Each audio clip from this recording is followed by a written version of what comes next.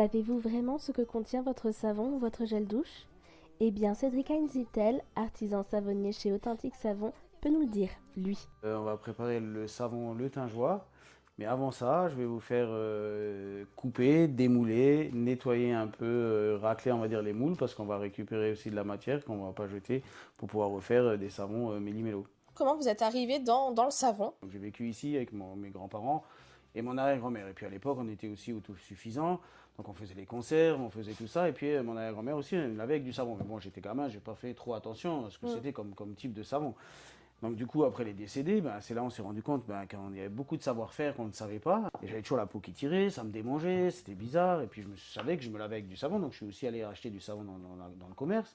Mais toujours la même sensation, toujours la peau qui tire et qui démange. Puis un jour, j'ai voir ma grand-mère et je lui dis, écoute, la Ouma, elle me lavait toujours avec du savon, je sais pas lequel c'est. Mais j'ai dit, mais c'est le savon qu'elle faisait elle-même. Donc j'en ai refait.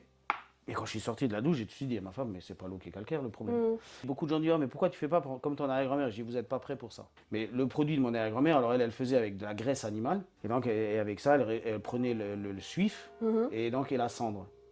Et donc avec ça, on faisait comme elle faisait au temps des Phéniciens, elle faisait du savon. Mais c'est assez mou, c'est pas beau, ça sent pas bon. Donc ça, venir ça avec ça aujourd'hui, avec la cosmétique d'aujourd'hui, c'est bon, vous faites un flop avec ça. Hein. Retrouvez Cédric sur les différents marchés du secteur de Moselle-Est, mais aussi sur l'ensemble de ses réseaux sociaux.